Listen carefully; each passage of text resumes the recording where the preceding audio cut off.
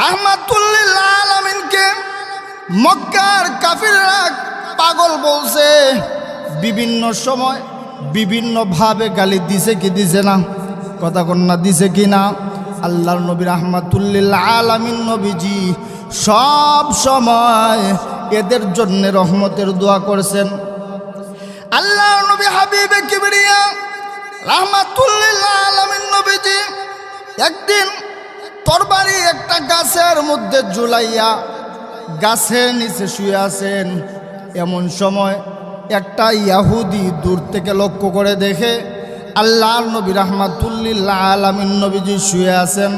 ওই ইহুদি মনে মনে ভাবে, মুহাম্মদ রে হত্যা করার জন্য অনেক চেষ্টা করি, কোনো দিন সম্ভব হয় না। আজকে সুবর্ণ সুযোগ, আজকে গোল্ডেন চান্স। যেই মুহূর্তে ওই ইহুদি গাছের কাছে গেছে, গিয়ে গাছ থেকে তরবারিটা নামাইয়া হাতের মধ্যে নিছে, এমন সময় আল্লাহ রব্বুল ইজ্জত ওয়াল জালাল আল্লাহর নবী রাহমাতুল লিল আলামিনের ঘুম ভাঙ্গাইয়া দিছে। আল্লাহর নবী হাবিবে কিবরিয়া রাহমাতুল লিল আলামিন নবীজি জেগে গেছেন।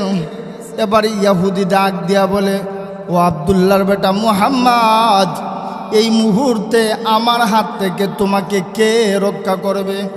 আল্লাহর নবী হাবিবে কিবরিয়া রাহমাতুল লিল আলামিন নবীজি বলেন, আরে ইহুদি, আমাকে এই মুহূর্তে রক্ষা করবেন আমার আল্লাহ। সুবহানাল্লাহ। আমার ভাইয়ের, আমার বন্ধুরা, আল্লাহর নবী হাবিবে কিবরিয়া রাহমাতুল লিল আলামিনের জবান মুবারক দিয়ে যখন আল্লাহ রাব্বুল ইজ্জত ওয়াল জালালের নাম উচ্চারিত হয়ে গেছে, আল্লাহর নবীর আল্লাহ শব্দ উচ্চারণ শুনে ওই কাফিরের শরীরে কম্পন শুরু হয়ে গেছে। কাঁপা, বুঝেননি? কাঁপা শুরু হয়ে গেছে। কাঁপতে কাঁপতে এক পর্যায়ে তরবারিটা জমিনে পড়ে গেছে। আল্লাহর নবী রাহমাতুল লিল আলামিন এবার তরবারিটা হাতে নিলেন। তরবারিটা হাতে নিয়ে বলেন, আরে ইহুদি, এবার আমার হাত থেকে তোকে কে রক্ষা করবে? ইহুদি ডাক দিয়া বলে, আব্দুল্লাহর বেটা মুহাম্মদ, মানুষের কাছে শুনছি আকাশের নিচে জমিনের উপরে তোমার চাইতে মহান চরিত্রের মানুষ আর কেউ নাই। ও আব্দুল্লাহর বেটা মুহাম্মদ, অন্যায় করছি, অপরাধ করছি, মেহেরবানি করে ক্ষমা করে দাও। আল্লাহর নবী ক্ষমা করে দিলেন। এবার ইহুদি মনে মনে চিন্তা করে, আমি যেই অন্যায় করছি, তোর বাড়ি পাওয়া মাত্র কোনো কথা না বলে আমার মাথা আলাদা করা উচিত, করে ঠিক কিনা? আমার মাথা ফালানোর কথা, কিন্তু ইনি কেমন মানুষ, আমার মাথা না ফালাইয়া আমাকে ক্ষমা করে দিলেন। এমন সময় ওই ইহুদি ডাক দিয়া বলে, ও আব্দুল্লাহর বেটা মুহাম্মদ, আমার বিবেক বলে, আমার মন বলে, আকাশের নিচে জমিনের উপরে তোমার চাইতে মহান চরিত্রের মানুষ আর কেউ নাই। ওগো আল্লাহর নবী, আর দেরি করতে চাই না, এই মুহূর্তে আমাকে কালিমা পড়াইয়া মুসলমান বানাইয়া দেন। সুবহানাল্লাহ। আল্লাহর নবীর চরিত্র এমন ছিল, মানুষেরা গালি দিছে আল্লাহর রসুল সাল্লাল্লাহু আলাইহি ওয়াসাল্লামকে, কিন্তু আল্লাহর রসুলের চরিত্র সম্পর্কে আল্লাহ বলছেন, আল্লাহ রাব্বুল আলামিন বলছেন, ও দুনিয়ার মানুষেরা, আমার রসুল এমন মহান চরিত্রের লোক ছিলেন, আমার রসুলের কাছে যদি কোনো খারাপ চরিত্রের লোক আসছে, আমার রসুল সাল্লাল্লাহু আলাইহি ওয়াসাল্লামের চরিত্রের টাচ পাইয়া তার খারাপ চরিত্রও ভালো হয়ে গেছে। সুবহানাল্লাহ। সুতরাং আল্লাহ রাব্বুল আলামিন বলেন, ও আমার মায়ার বান্দাবান্দিরা, তোমরা যারা নিজেদেরকে ইমানদার মুমিন বলে দাবি করো, আমি আল্লাহ ঘোষণা দিলাম, তোমাদের চরিত্র যেন এমন হয়, কেউ যদি খারাপ ব্যবহার করে বকা দেয়, গালি দেয়, তাহলে তুমি তাকে বকা দিবে না, গালি দিবে না, তুমি তার জন্যে শান্তির দোয়া করবে। জুড়ে বলেন সুবহানাল্লাহ। এরপরে আল্লাহ রাব্বুল আলামিন 3 নম্বর গুণ বলেন, ওয়াল্লাযীনা ইয়াবিতুনা লিরাব্বিহিম সুজ্জাদা ওয়া কিয়ামা।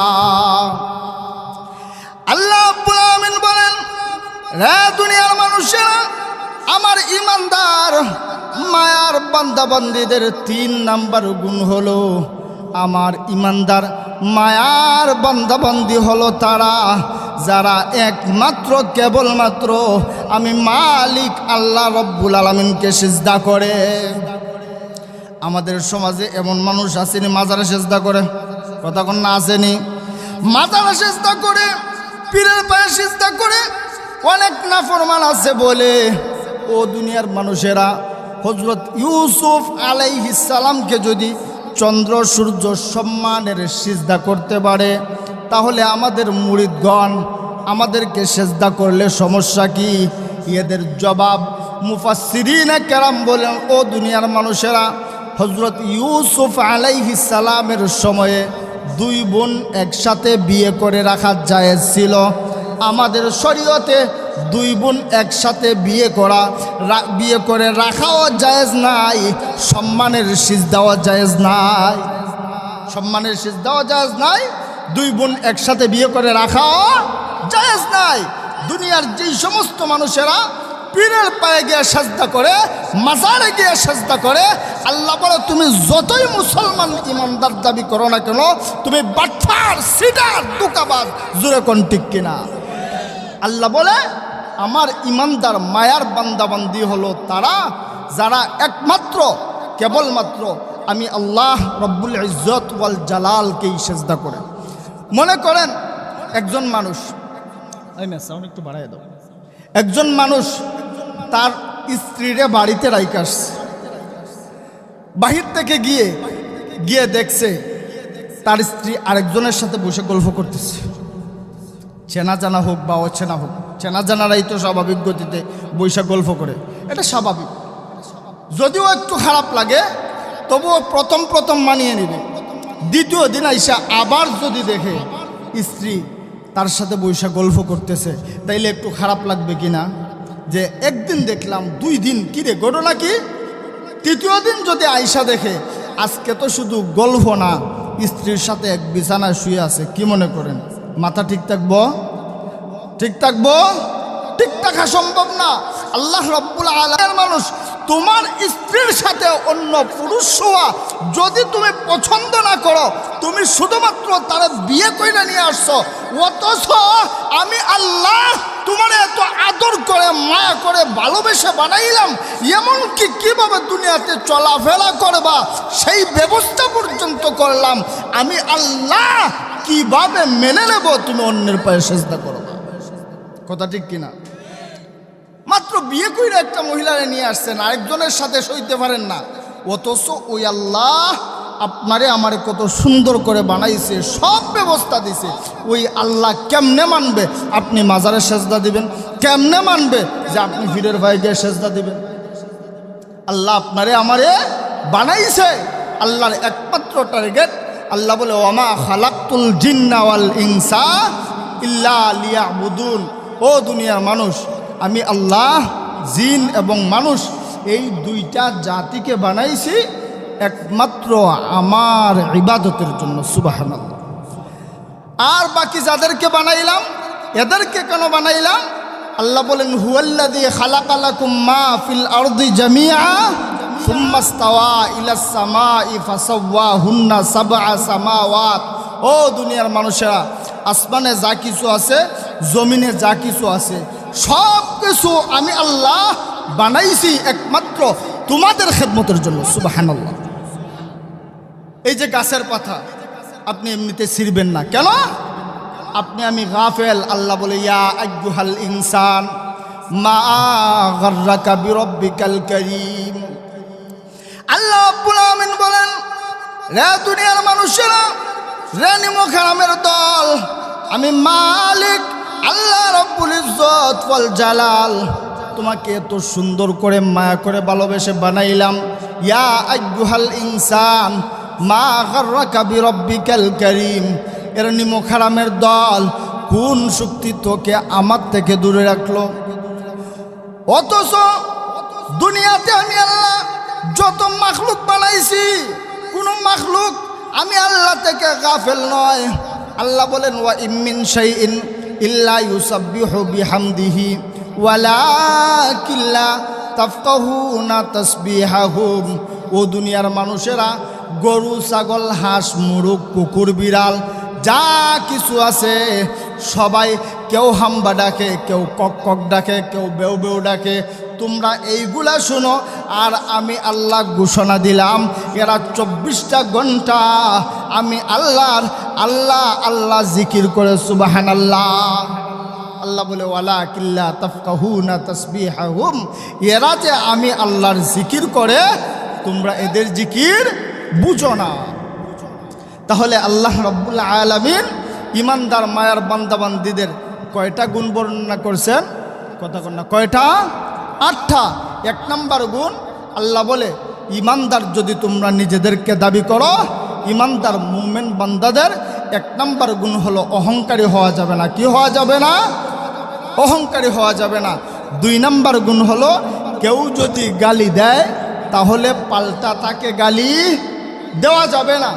3 নম্বর গুণ হলো ইমানদার মুমিন যারা, তারা দুনিয়ার কাউকে সেজদা দিবে না, কারো কাছে মাথা নত করবে না, একমাত্র আল্লাহকে সেজদা দিবে। কাকে? আল্লাহকে। ইমানদার মায়ার বান্দাবান্দিদের 4 নম্বর গুণ আল্লাহ রাব্বুল আলামিন বলেন والذين يقولون ربنا اصرف عنا عذاب جهنم إن عذابها كان غراما। আল্লাহ রাব্বুল আলামিন বলেন, রে দুনিয়ার মানুষেরা, আমার ইমানদার মায়ার বান্দাবান্দিদের 4 নম্বর গুণ হলো, আমার ইমানদার মায়ার বান্দাবান্দিরা যদি নফসের দুকায় পড়ে, শয়তানের দুকায় পড়ে অন্যায় করে ফেলে, গুনাহ করে ফেলে, মৃত্যুর আগে আগে, সকরাতের আগে আগে আমার ইমানদার মায়ার বান্দাবান্দিরা আমি আল্লাহর কাছে তওবা করে। কার কাছে তওবা করে? আল্লাহর কাছে তওবা করে। আমরা বর্তমানে তওবা বলতে যা বুঝি, আমার বাবা, আমার দাদা, আমার চাচা, আমার নানা বিছানা ফিরা হু হা করতেছে, কথা বলতে পারে না, মসজিদের ইমাম সাহেব দূরে লিয়াও তওবা করেন দরকার। কথা ঠিক কিনা? তওবার সময় এইটা না, তওবার সময় এইটা না। এরপরে আমরা তওবা বলতে যা বুঝি, আস্তাগফিরুল্লাহ ইন্নাল্লাহা গফুরুর রহিম, আস্তাগফিরুল্লাহ আল্লাযী লা ইলাহা ইল্লা হুয়াল হাইয়ুল কাইয়্যুম ওয়া আতুবু ইলাইহি। কথা ঠিক কিনা? ইমাম সাহেবের নিয়ে তো ওইগুলাই ফোরান। আমরা মনে করি এটা তওবা, আসলে এটা তওবা না, এটা হচ্ছে তওবার বাক্য। এগুলা কি? তওবার বাক্য। বাংলাদেশ, ভারত, পাকিস্তান, এই 3টা দেশের মানুষ আমরা স্বাভাবিক তো মনে করি আস্তাগফিরুল্লাহ আল্লাযী লা ইলাহা ইল্লা হুয়াল হাইয়ুল কাইয়্যুম ওয়া আতুবু ইলাইহি, মনে হয় এইগুলার নাম তওবা। না না না, এইগুলার নাম তওবা না, এইগুলা হচ্ছে তওবার বাক্য। 4টা জিনিসের নাম তওবা। কয়টা? 4টা জিনিসের নাম তওবা। 1 নাম্বার, তওবা করতে হলে তওবার 1ম নাম্বার শর্ত হলো স্বীকার করতে হবে। কি করতে হবে? স্বীকার করতে হবে। আপনি এলাকার মাতব্বর, টাকাওয়ালা মানুষ, ক্ষমতাওয়ালা মানুষ, এলাকার দুর্বল অসহায় গরিব একজনকে মারছেন তাপ্পর, আছে না এরকম মানুষ? মারছেন তাপ্পর, মসজিদের মধ্যে গিয়ে বলেন আল্লাহ আমার মাফ করে দেন। আপনি এলাকার ক্ষমতাশালী মানুষ, গরিব অসহায় মানুষের কাছ থেকে টাকা নিয়ে আসছেন 5,000, হে যদি চায় আমার টাকা দেন, বলেন ফাল্লে লইস, এরকম মানুষ আছে না? ফাল্লে লইস। আর মসজিদে গিয়া বলেন আল্লাহ আল্লাহ, আল্লাহর কাছে হাত উঠাইয়া বলেন আল্লাহ মাফ কইরা দেন। আল্লাহ বলেন এর বাটফার, এর সুরের ডাকাত। এইরকম তওবা কিয়ামত পর্যন্ত করবা, কিয়ামত পর্যন্ত তওবা করবা, তওবা কবুল হবে না। তওবার জন্য 1 নম্বর শর্ত হলো স্বীকার করতে হবে। যাকে তাপ্পর মারছো তার কাছে গিয়ে বলতে হবে ভাই আমি অন্যায় করছি, অপরাধ করছি, মাফ করিয়া দেন। স্বীকার কার কাছে? বলেন অপরাধ যার কাছে। স্বীকার কার কাছে? অপরাধ যার কাছে। তাকে বলতে হবে ভাই আমি অন্যায় করছি, আমার মাফ করে দেন। 2 নাম্বার, আল্লাহ রাব্বুল আমিনের কাছে হাত তুলে বলতে হবে, আল্লাহ তোমার বান্দার কাছে আমি মাফ চাইছি, তোমার বান্দা বলছে মাফ করছে, আল্লাহ মেহেরবানি করে তুমিও আমারে মাফ কইরা দাও। 2টা। 3 নাম্বার বলতে হবে, আল্লাহ আমার জীবনে আর কোনো দিন আমি এমন পাপ করব না। কয়টা গেল? 3টা। 4 নাম্বার, অন্তর থেকে এই পাপের কাজকে ঘৃণা করতে হবে। আল্লাহ রাব্বুল আলামিন বলেন, ও বান্দা বান্দিরা, এই 4টি শর্ত লাগাইয়া তুমি যদি তওবা করতে পারো, তওবা করার মাধ্যমে আমি আল্লাহ শুধুমাত্র তোমাকে মাফ করব তা নয়, যালিকা ইউবাদদিলুল্লাহুম সাইয়্যাতিহিম হাসানাত, আমি আল্লাহ তোমার গুনাহগুলাকে নেকি দিয়া বদলাইয়া দিব। শুধু মাফ করবে নাকি নেকি বানাইয়া দিবে? নেকিও বানাইয়া দিবে। এই 4টা গুণ যদি আপনার আমার মাঝে থাকে, আর না হয় আপনি আমি তওবা করতে করতে যদি কপাল ফাটাইয়া দেয়, জিকির করতে করতে যদি দাঁত ভাঙ্গাও ফেলাইয়া দেয়, কাজে আসবে না, কাজে আসবে না।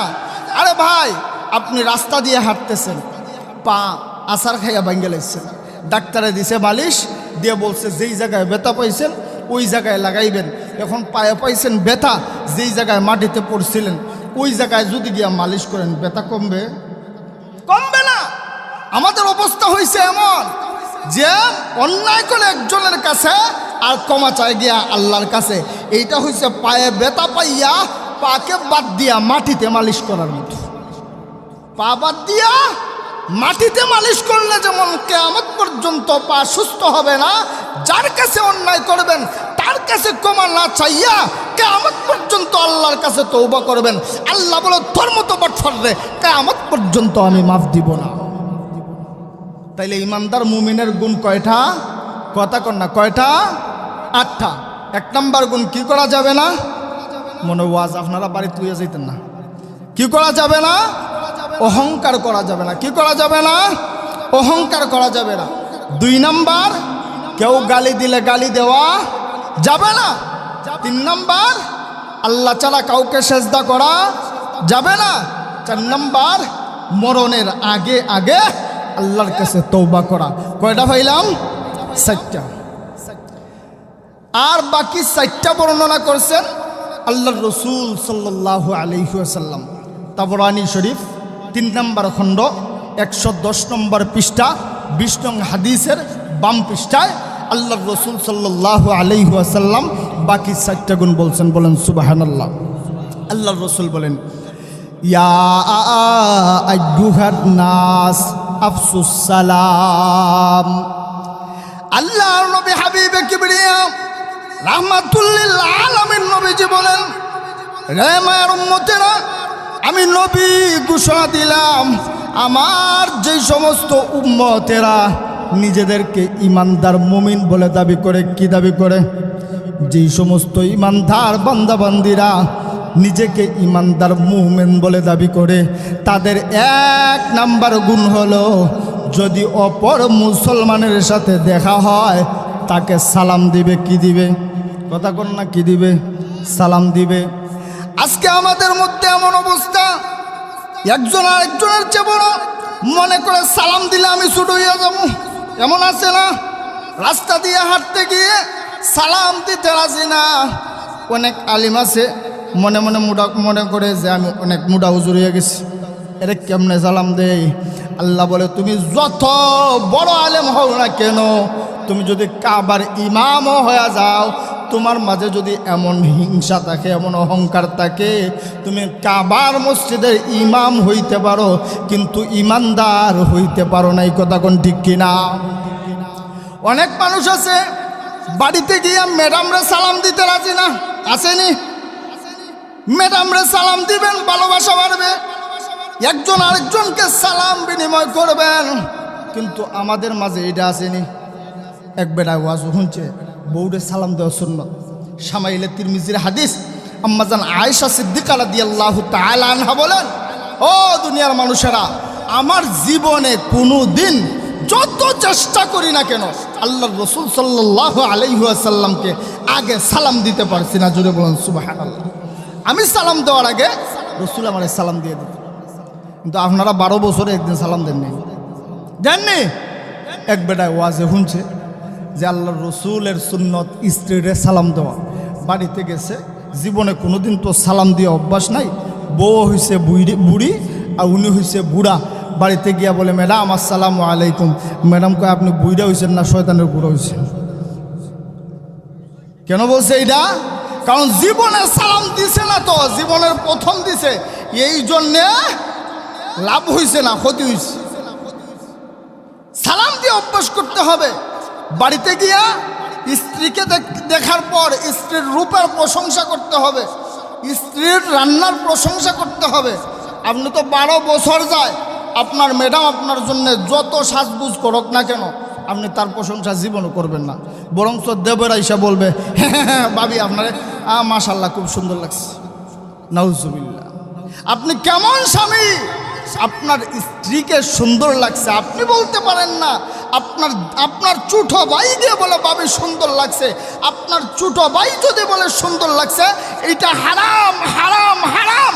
আর আপনি যদি বলেন সুন্দর লাগতেছে আজকে, আর আপনার এই কথা শুনে আপনার ম্যাডাম যদি একটা মুস্কি হাসি দেয়, আল্লাহর রসুল বলেন ম্যাডাম মুস্কি হাসি দিতে দেরি, আল্লাহ আপনার আমল নামায় একটা কবুল হজের সব দিতে দেরি নেই। সুবহানাল্লাহ।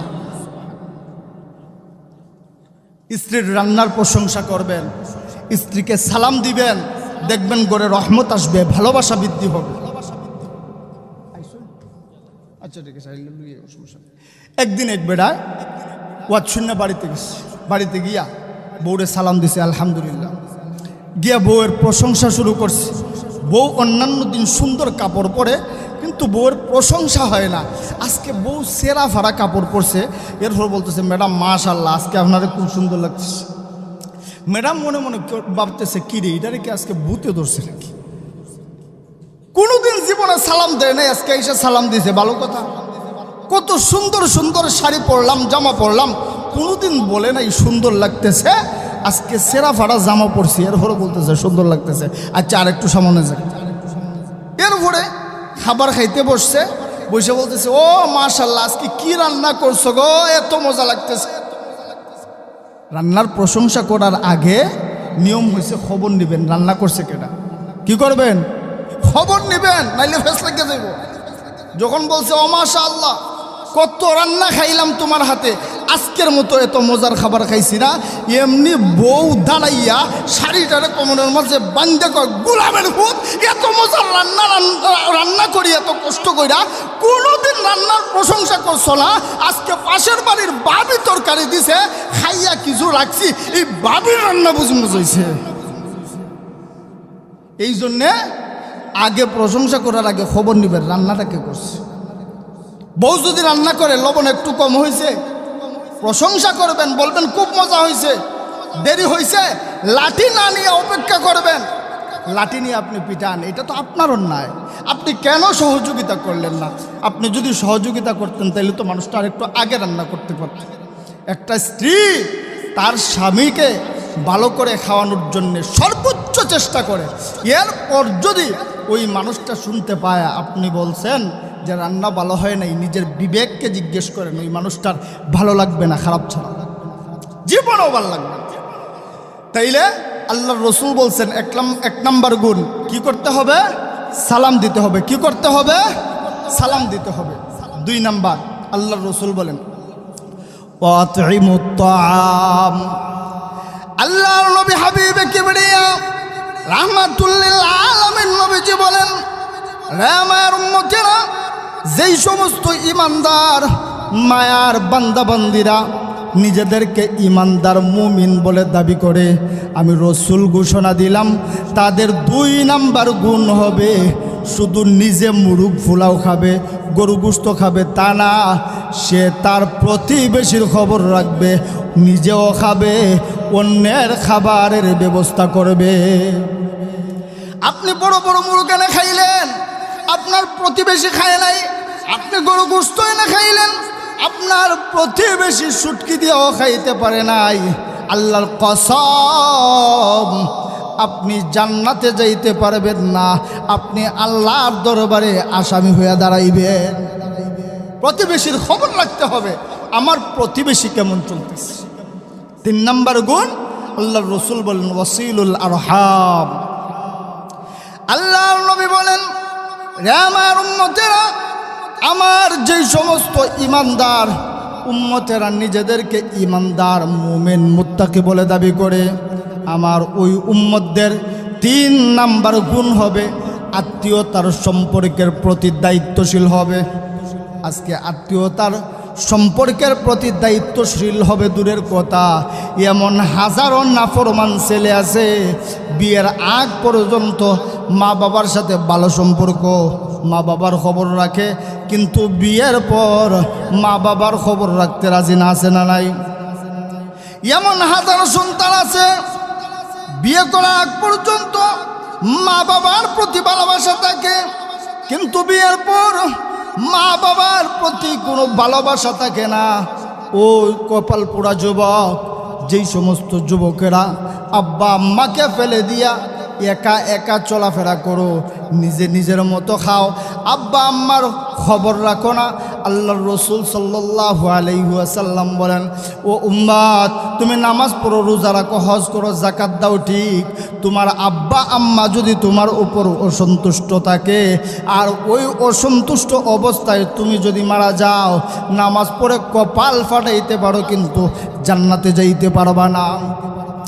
আল্লাহর নবীর সাহাবী বলেন, ওয়া ইন যালামা ওয়া ইন যালামা ওয়া ইন যালামা, নবীজি, আব্বা আম্মা যদি তার ছেলের উপর অবিচার করে, জুলুম করে, ছেলের হক আদায় করে না, তাহলে কি তার খেদমত করতে হবে? আল্লাহর নবী বলেন, আব্বা আম্মা যদি জুলুম করে, অত্যাচার করে, তোমাকে কোনো কিছু দেয় না, তবুও তোমার জন্যে নামাজ যেইভাবে ফরজ, আব্বা আম্মার খেদমত করা ওইভাবে ফরজ। সুবহানাল্লাহ।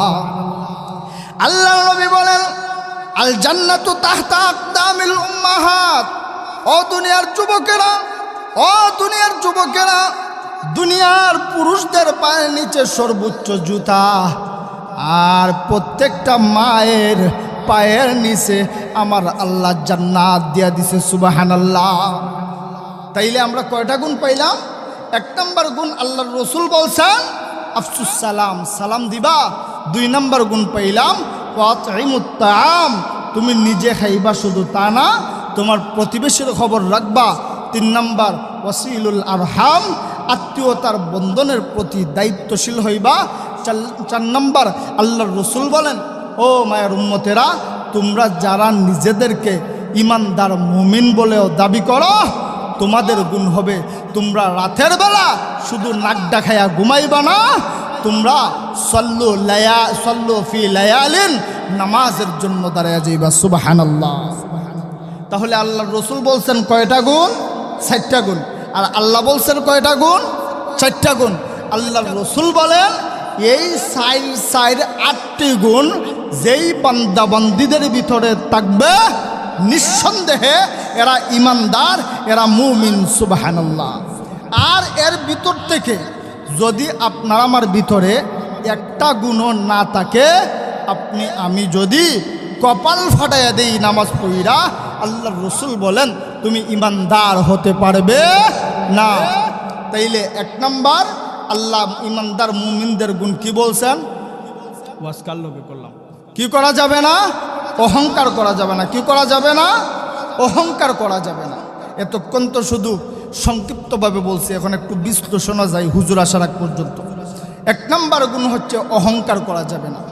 আসুন, অহংকার করলে লাভ কি আর অহংকার করলে ক্ষতি কি? হযরত সুলাইমান আলাইহিস সালামের নাম আমরা শুনছিনি? কথা কন্যা শুনছেন? হযরত সুলাইমান আলাইহিস সালামের আব্বার নাম কি? কথা কন্যা জানেন না কেউ? হযরত সুলাইমান আলাইহিস সালামের আব্বার নাম হযরত দাউদ আলাইহিস সালাম। বাবাও নবী, ছেলেও নবী। সুবহানাল্লাহ। হযরত সুলাইমান আলাইহিস সালামকে আল্লাহ রাব্বুল আলামিন শুধুমাত্র একটা দেশ না, তাম পৃথিবীর বাদশা বানাইছিলেন। সুবহানাল্লাহ। হযরত সুলাইমান আলাইহিস সালামের কথা জিনেরাও শুনতো, আকাশের বাতাস পর্যন্ত শুনত। সবাই হযরত সুলাইমান আলাইহিস সালামের কথা শুনত। মাটির মধ্যে যেই ছোট্ট পিপিলিকা আছে, এই পিপিলিকা পর্যন্ত সুলাইমান আলাইহিস সালামের কথা শুনত। সুবহানাল্লাহ। আল্লাহর পয়গম্বর সুলাইমান আলাইহিস সালাম যখন তামাম পৃথিবীর বাদশা, সুলাইমান আলাইহিস সালাম তখনও বিয়ে করেন নাই। একদিন সুলাইমান আলাইহিস সালাম সবাইকে বললেন, আমি বিয়ে করব, একটা মেয়ে ব্যবস্থা করো। কি করব? কথা বল না, কি করব? বিয়ে করব। তখন একজন ঘোষক ঘোষণা দিছে যে আল্লাহর পয়গম্বর সুলাইমান আলাইহিস সালাম বিয়ে করবেন, মেয়ে খুঁজতেছেন।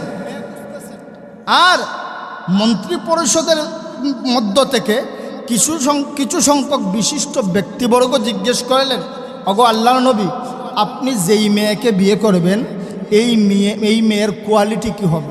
এই মেয়েটা কেমন হওয়া লাগবে? আল্লাহর নবী সুলাইমান আলাইহিস সালাম বলেন যে এই মেয়ের কোয়ালিটি হওয়া লাগবে, মেয়েটা হওয়া লাগবে দিনদার, মেয়েটা হওয়া লাগবে পরহেজগার, মেয়েটা হওয়া লাগবে আমানতদার, মেয়েটা হওয়া লাগবে পর্দাশীল, মেয়েটা হওয়া লাগবে সুন্দরী, মেয়েটা হওয়া লাগবে আমানতদার। এই ঘোষণাগুলো যখন চতুর্দিকে দেওয়া হয়েছে, শহরে বন্দরে এলাকায় এলাকায় পৌঁছে গেছে, আল্লাহর নবী সুলাইমান আলাইহিস সালাম বিয়ে করবেন, মেয়েটার এই গুণ থাকা লাগবে। আমার ভাইয়েরা, আমার বন্ধুরা, একজন ঘোষক ঘোষণা দিয়ে যাচ্ছে। এমন সময় একজন জেলে মাছ ধরে বাড়িতে যাচ্ছে, ঘোষণা শুনে মনে মনে বলে, আমারও তো একটা বিয়ের উপযুক্ত মেয়ে আছে। আল্লাহর পয়গম্বর সুলাইমান আলাইহিস সালাম বিয়ে করবেন, মেয়েটার মধ্যে যা গুণ প্রয়োজন আমার মেয়ের মধ্যে সমস্ত গুণ আছে। তবে আমি গরিব মানুষ, জেলে বুঝেননি যারা মাছ ধরে, আমি গরিব মানুষ, না হয় আমার মেয়ের মধ্যে সব গুণ ছিল। লোকটা বাড়িতে চলে গেছে, বাড়িতে গিয়ে ওনার স্ত্রীকে ডেকে বলেন, ও বিবি, আল্লাহর পয়গম্বর সুলাইমান আলাইহিস সালাম বিয়ে করবেন, মেয়েটাকে দিনদার পরহেজগার মুত্তাকি আবেদা সলেহা সুন্দরী আমানতদার হওয়া লাগবে। আমার মেয়ের ভিতরে সব গুণ আছে, কিন্তু আমরা গরিব, একটাই সমস্যা, যদি আমার মেয়েটাকে বাচ্চার সাথে বিয়ে দিতে পারতাম। স্ত্রী ডাক দিয়ে বলে, স্বামী, এইগুলা স্বপ্ন থাকবে, বাস্তবায়ন হবে না। সুতরাং এই কল্পনা করবেন না, এ আশা করবেন না। আল্লাহর বান্দা চুপ হয়ে গেছেন। ইমাম আল্লাহর বান্দা চুপ হয়ে গেছেন। স্ত্রী আসর আর মাগরিবের মধ্যখানে মেয়ের মাথার চুলের মধ্যে তেল দিতেছেন। এমন সময় মা মেয়েকে ডেকে বলেন, মারে, আল্লাহর পয়গম্বর সুলাইমান আলাইহিস সালাম বিয়ে করবেন, তোমার আব্বু বলছেন যা গুণ চান সমস্ত গুণ তোমার মাঝে আছে, কিন্তু একটাই সমস্যা, আমরা গরিব। মেয়ে ডাক দিয়ে বলে, মা, আমার তো বয়স কম হয় নাই, বিয়ের বয়স হয়ে গেছে, তবে যদি আমি আল্লাহর পয়গম্বর হযরত সুলাইমান আলাইহিস সালামের স্ত্রী হইতে পারতাম, আমার কোনো দুঃখ ছিল না, আমার জীবন ধন্য হইতো। মা দু একটা মারছেন আর বলেন, এই স্বপ্ন দেখবা না। কিন্তু মেয়ে তেমে নেই, মেয়ে খানা চিঠি লিখছে, ওগো আল্লাহর পয়গম্বর, আমি আপনার টাকা পয়সা, গাড়ি বাড়ি, ধন দৌলত, আপনার বাদশাহী কোনো কিছু চাই না। আপনি আলেম, আপনি নবী, আপনি পয়গম্বর, আপনার দিনদারিকে আমি বড় ভালোবাসি, বড় মহব্বত করি। ওগো আল্লাহর পয়গম্বর, আমি চাই আপনার স্ত্রী হইয়া আপনার খেদমত করে যেন জান্নাতে যেতে পারি। সুবহানাল্লাহ। আমার ভাইয়েরা, আমার বন্ধুরা, একাধারে প্রায় 6 মাস চলে গেছে। একদিন আল্লাহর পয়গম্বর সুলাইমান আলাইহিস সালাম মন্ত্রী পরিষদ নিয়ে বসছেন। মন্ত্রীরা ডাক দিয়া কয়, হুজুর, আপনি কি আসলে বিয়ে করবেন না আমরা আরেকটা করাইবেন? হযরত সুলাইমান আলাইহিস সালাম বলেন, আমি একটাই করতে পারছি না, তোমরা আরেকটা করবা। কয়, হুজুর, আপনার বিয়ের খবর শহরের অলিতে গলিতে চলে গেছে, আপনার বিয়ের খবর গ্রামে গঞ্জে চলে গেছে, চতুর্দিক থেকে চিঠি আসতে আসতে আমাদের অবস্থা খারাপ। এদের মধ্যে বেদের মেয়েও আছে, এদের মধ্যে জেলের মেয়েও আছে। তখন সুলাইমান আলাইহিস সালামকে একটা চিঠি পড়তে দেওয়া হলো। আল্লাহর নবী সুলাইমান আলাইহিস সালাম চিঠি পড়েন আর মুস্কি মুস্কি হাসেন। জেলের মেয়ে একজন মাছওয়ালার মেয়ে হইয়া আমি বাদশার স্ত্রী হইতে চাই, তার প্রশংসা করতেই হয়। আল্লাহ রাব্বুল ইজ্জত ওয়াল জালালের কাছে এটা ভালো লাগে নাই, অথচ আল্লাহর নবী সুলাইমান আলাইহিস সালামের এমন ধারণা করা ঠিক। কারণ আল্লাহ বলছেন কুফু মিলায়া বিয়ে করো, সমানে সমান।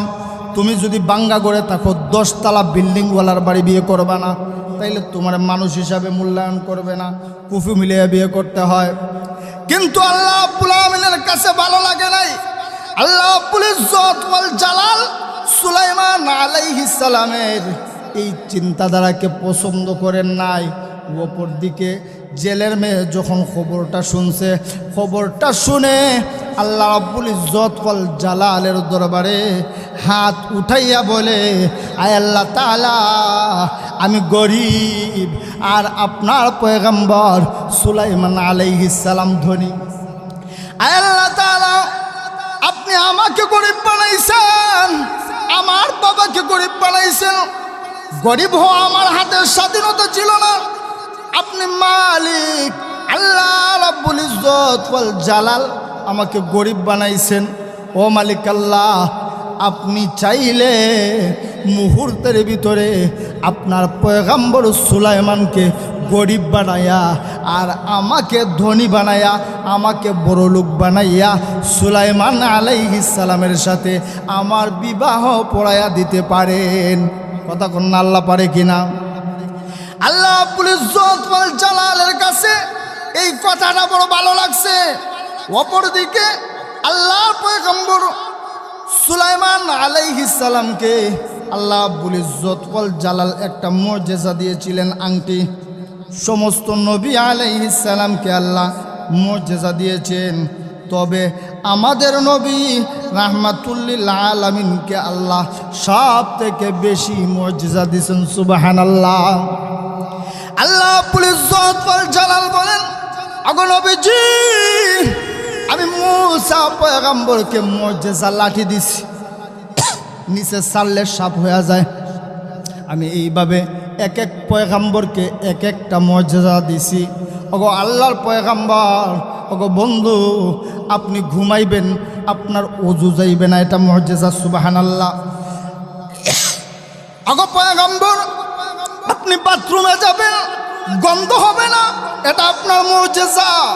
আপনার শরীর থেকে গাম ঝরবে, গামের মধ্যে গন্ধ হবে না, মেশকে আম্বরের ঘ্রাণ হবে, এটা আপনার মুজিজা। ওগো পয়গম্বর, কোনো খাবারের মধ্যে আপনি তুতু মিশাইয়া দিবেন, খাবারের মধ্যে আমি আল্লাহ বরকত দিয়া দিব, আপনার মুজিজা। সুবহানাল্লাহ। আল্লাহ রাব্বুল ইজ্জত ওয়াল জালাল হযরত সুলাইমান আলাইহিস সালামকে মুজিজা দিয়েছেন। মুজিজা হচ্ছে আংটি। আল্লাহর নবী সুলাইমান আলাইহিস সালামের কাছে যখন আংটি থাকে, তামাম পৃথিবীর সব কিছু আল্লাহর পয়গম্বর সুলাইমান আলাইহিস সালামের কথা শুনে সুবহানাল্লাহ। আল্লাহর নবী সুলাইমান আলাইহিস সালামের একজন প্রাইভেট সেক্রেটারি ছিল, যার নাম ছিল আসিফ বিন বরখিয়া। মানুষটা ছিল জিন। কি ছিল? কথা কন্যা কি ছিল? জিন। আসিফ বিন বরখিয়া আল্লাহর নবী সুলাইমান আলাইহিস সালামের বড় বিশ্বস্ত কর্মী ছিল।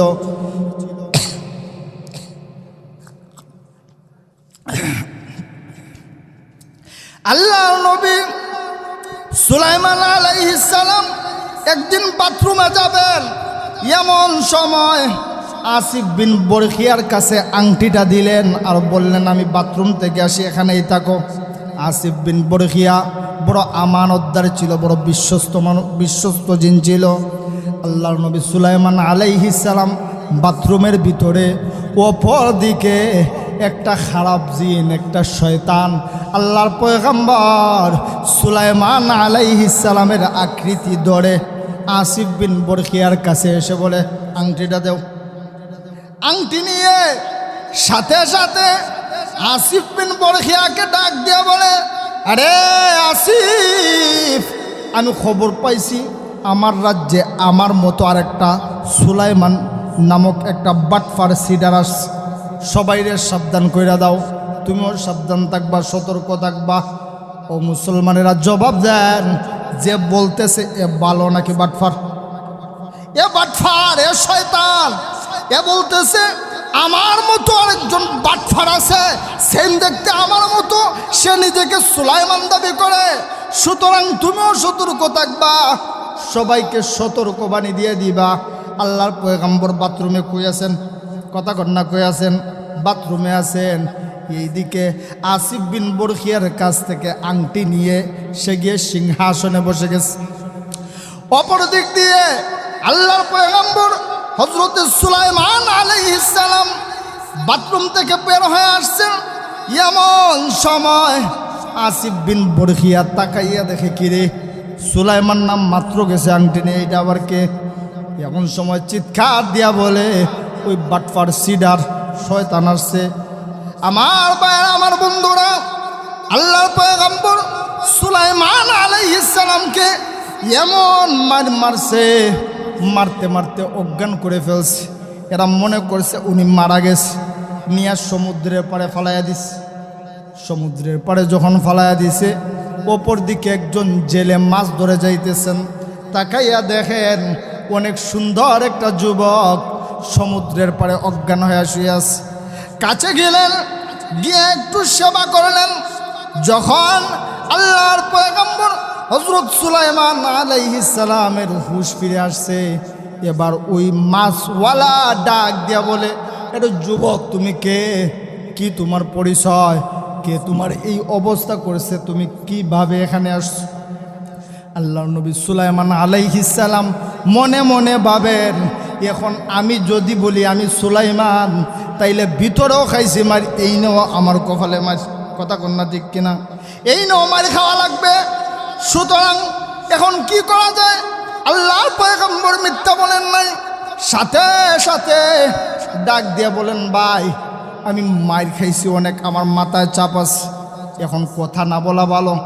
জেলে বাড়িতে নিয়ে গেছে। বাড়িতে নিয়ে যাওয়ার পর পরের দিন আল্লাহর পয়গম্বর সুলাইমান আলাইহিস সালাম চলে আসবেন। এমন সময় ওই জেলে ডাক দিয়ে বলে, আরে যুবক, আমি মাছওয়ালা মানুষ, সাগরে মাছ ধরি, আমার মাছ ধরার জন্য একটা দিন মজুর দরকার, একটা লোক দরকার, তুমি তাকবানি যদি চাও থাকতে পারো। তফসিরের কিতাবের ভিতরে পাওয়া যায়, তফসিরের তাবারির ভিতরে লিখেন 200 টাকা মাসে বেতন। কত? কথা কন্যা কত? 200 টাকা বেতন দিয়া আল্লাহর পয়গম্বর সুলাইমান আলাইহিস সালাম আকাশের দিকে তাকাইয়া ডাক দিয়ে বলে, প্রভু কি অন্যায় করলাম, কি অপরাধ করলাম? আল্লাহ রাজ সিংহাসন থেকে এনে শেষ পর্যন্ত মাছওয়ালার ঘরে কাজের লোক বানাইছ। চিন্তা করে দেখছেন, বাদশা আল্লাহ মাছওয়ালার ঘরে আইনা কাজের লোক বানাইছ। আল্লাহ ডাক দিয়া বলে, পয়গম্বর মুখ বন্ধ, পরিচয় দেওয়া যাবে না। কি করা যাবে না? পরিচয় দেওয়া যাবে না। দিন যায় রাত যায়, তাফসীরের কিতাবের ভিতরে লেখেন, যখন ওই মাছওয়ালা আল্লাহর পয়গম্বর সুলাইমান আলাইহিস সালামকে নিয়া মাছ ধরতে যায়, আল্লাহর পয়গম্বরের বরকতে ওই মাছওয়ালা আগের চেয়ে দ্বিগুণ মাছ ধরে। সুবহানাল্লাহ। আগের থেকে দ্বিগুণ মাছ ধরে। কিছুদিন পর তাফসীরের কিতাবের ভিতরে কয়েকটা মত পাওয়া যায়। কেউ বলেন 40 দিন থাকার পর, কেউ বলেন 3 মাস থাকার পর আল্লাহর পয়গম্বর সুলাইমান আলাইহিস সালাম চলে যাবেন। এমন সময় ওই মুরব্বী মাছওয়ালা মনে মনে চিন্তা করে, আমার তো একটা মেয়ে আছে, এই ছেলে এত বরকতপূর্ণ ছেলে, যদি এই ছেলের সাথে আমার মেয়ের বিয়ে দিতে পারতাম তাইলে কতই না ভালো হইতো। ওই লোকটা বাড়িতে গিয়ে তার স্ত্রীকে ডেকে বলে, স্ত্রী আমি চাইছিলাম আমাদের মেয়েটাকে ওই ছেলের কাছে বিয়ে দেওয়ার জন্যে স্ত্রী ডাক দেওয়া কয় আপনি কাজটা করছেন কি কি বলছেন আপনার মাথা ঠিক আছে নি? এটা আজ তো বাটফার সিডার সুর, নাইলে মানুষে পিঠাইয়া সাগরের ফারে কেন ফেলাইব? অপরদিকে আল্লাহর পয়গম্বর সুলাইমান আলাইহিস সালামকে জেলে মাছ ধরতে গিয়ে জিজ্ঞেস করে, আরে যুবক একটু বলো তো আমার বাড়িতে মানুষ কয়জন? আল্লাহর পয়গম্বর সুলাইমান আলাইহিস সালাম বলেন, আপনার বাড়িতে আমি আছি, আপনি আছেন, আর আপনার স্ত্রী আছে। বাবা মনে মনে চিন্তা করে, ওই মাছওয়ালা মনে মনে চিন্তা করে, আমার মেয়ের কথা বলবে দূরের কথা, এর সিরিয়াল নাম্বারও দেয় না। এমন সময় বাবা জিজ্ঞেস করে, তুমি কি আমার মেয়ে একজন আছে বলে জানো? আল্লাহর পয়গম্বর সুলাইমান আলাইহিস সালাম বলেন, ও আঙ্কেল আপনার মেয়ে আছে জানবো দূরের কথা, আমি যে আজকে এতদিন পর্যন্ত আপনার বাড়িতে আসছি আপনার মেয়ের একটা কাপড় পর্যন্ত দেখি নাই। সুবহানাল্লাহ কইতেন না? আমাদের সমাজের অবস্থা কেমন? চাচতো ভাই, মামাতো ভাই, খালাতো ভাই, ফুফাতো ভাই, হাতাহাতি গল্প ঘোরাফেরা আছে না নাই? অথচ ওই বাড়ির মধ্যে আছেন, ওই মেয়ের কাপড় পর্যন্ত দেখেন নাই। আল্লাহর পয়গম্বর সুলাইমান আলাইহিস সালামের এই কথা শুনে জেলে মাছওয়ালা আশ্চর্য হয়ে গেছে।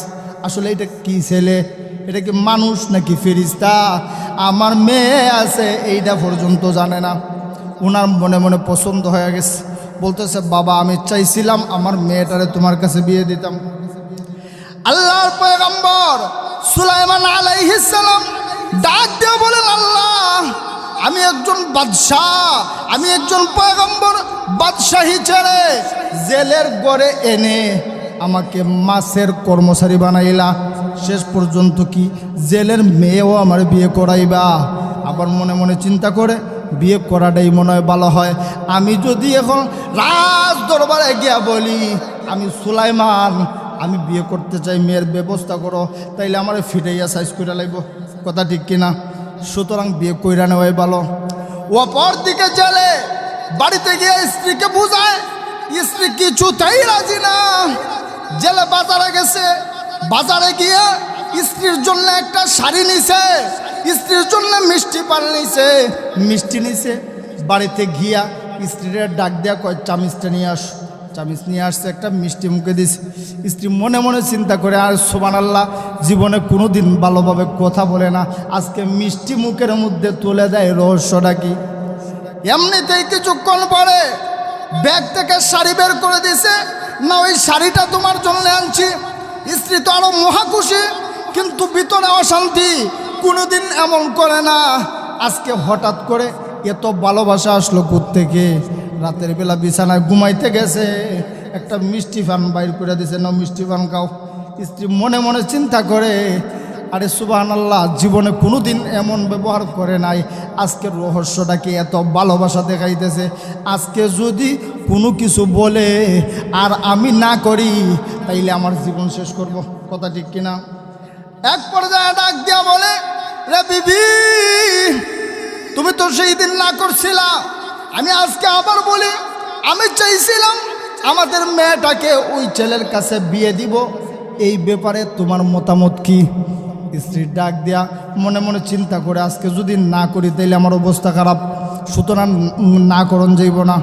আওয়াজ পরিবর্তন করে ফেলছে, ডাক দিয়া বলে, স্বামী মেয়েটা আপনার যা ভালো মনে হয় তাই করেন। সংক্ষেপে শুধু বলতেছি, বিয়ে হয়ে গেছে। আল্লাহর পয়গম্বর সুলাইমান আলাইহিস সালাম বিয়ে করার পর তাফসীরের কিতাবের ভিতরে পাওয়া যায়, যেই দিন বিয়ে করছেন ওই দিন স্বামী স্ত্রীকে একসাথে দেওয়া হয় নাই। পরের দিন মাছ ধরতে গেছেন। কি ধরতে? কথা কর না, কি ধরতে? মাছ ধরতে গেছেন। যখন মাছ ধরতে গেছেন, অন্য দিন যায় মালিক আর কর্মচারী, আর আজকে যায় জামাই আর শ্বশুর। জামাই আর শ্বশুর যায়, কেউ কারোর সাথে লজ্জায় কথা বলে না। আমাদের সমাজে তো এমন শ্বশুর, এমন বেহায়া বেশরম বেইজ্জত শ্বশুর জামাই আছে, একটা আরেকটার কাছে সিগারেট নেওয়া খায়, আছে না নাই? কথা কন না, আছে না নাই? জামাই আর শ্বশুর যায়, আল্লাহর পয়গম্বর সুলাইমান আলাইহিস সালাম মনে মনে চিন্তা করেন, একদিন আগেও উনি ছিল আমার মালিক, আমি ছিলাম ওনার কর্মচারী। অন্যদিকে শ্বশুর মনে মনে চিন্তা করেন, একদিন আগেও ছেলেটা আমার কর্মচারী ছিল, আজকে আমার জামাই। শ্বশুর আর জামাই একজন আরেকজনের সাথে লজ্জায় কথা বলে না। মাছ মারতে গেছে, যখন মাছ মারতে গেছে আমরা এই পর্যন্ত থাকি। অপরদিকে সুলাইমান আলাইহিস সালামের পিয়াস আসিফ বিন বরখিয়া মনে মনে চিন্তা করে দেখে, এতদিন পর্যন্ত আল্লাহর পয়গম্বর সুলাইমান আলাইহিস সালামের খাদেম, ওনারা তো আমি ভালো করে চিনি। মনে করেন একটা মানুষ আপনার সাথে বছরের পর বছর থাকে, আপনার মেজাজটা কিছু বুঝবে কি বুঝবে না, চিন্তা করে উনারে তো আমি ভালো কইরা চিনি, বর্তমানে আসলে কে ক্ষমতা আছে, সুরবাটফার শয়তান নাকি আল্লাহর পয়গম্বর সুলাইমান।